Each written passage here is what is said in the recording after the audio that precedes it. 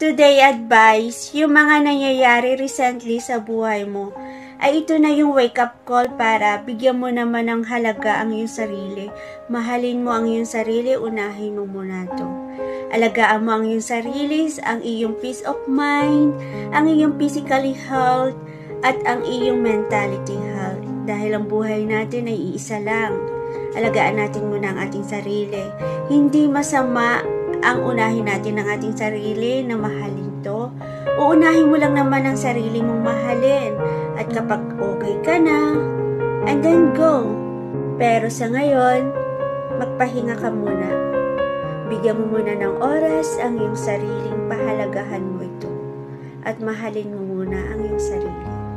At kapag okay ka na, matatag na ang iyong puso, alam mo na ang pagpapahalaga sa iyong sarili at pagmamahal na hinahanap mo. And then buksan na natin ang ating puso para sa ating kapwa, para alam na natin kung paano magmahal at magpahalaga rin. Yun lang po, and I love you all guys. God bless everyone. Bye-bye.